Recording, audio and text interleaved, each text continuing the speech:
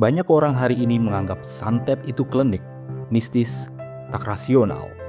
Mereka bilang bagaimana mungkin ada seseorang yang bisa membuat seseorang sakit tanpa menyentuhnya, hanya dengan ritual, tanpa sebab medis, tanpa kontak langsung.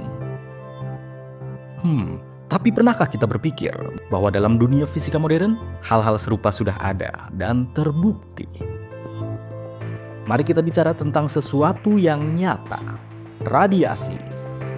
Contoh paling terkenal adalah insiden Demon Core di tahun 1940-an, sebuah inti plutonium yang jika disentuh atau bahkan didekati tanpa alat pelindung akan melepaskan gelombang radiasi mematikan, membuat orang yang berada di sekitar perlahan-lahan sakit hingga meninggal, tanpa disentuh, tanpa luka fisik, hanya karena sesuatu yang tak terlihat tapi bekerja di level partikel.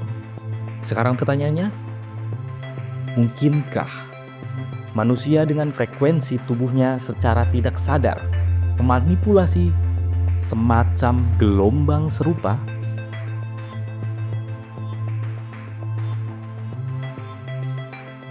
Dalam fisika kuantum kita mengenal sebuah konsep yang teramat aneh, quantum entanglement. Dua partikel saling terhubung meskipun terpisah jarak yang jauh. Apa yang terjadi pada suatu partikel langsung mempengaruhi partikel lainnya. Tapi ada juga teori geometri dalam fisika seperti quantum rectangle, atau dalam konteks yang lebih luas, konsep ruang dan waktu yang saling bertaut. Bagaimana jika pada level tertentu ketika manusia melakukan ritual, entah itu membaca mantra, mengolah emosi, kuat seperti dendam atau kemarahan, ia sebenarnya sedang menyetel, mengatur frekuensi tubuhnya, pikirannya pada gelombang tertentu.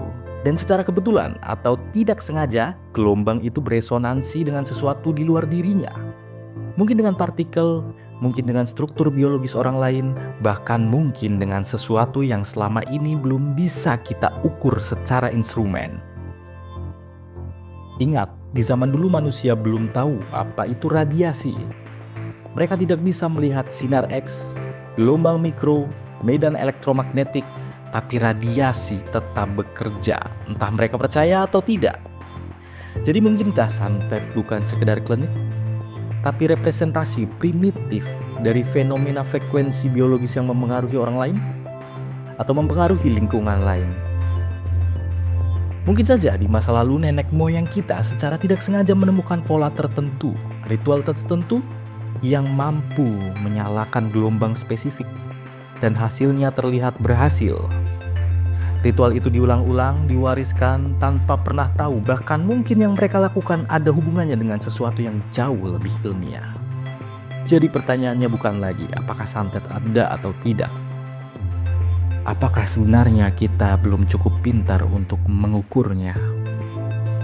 Tentu saja ini hanyalah hipotesa liar, tapi seperti semua hal dalam fisika, segala sesuatu yang belum terukur bukan berarti tidak ada.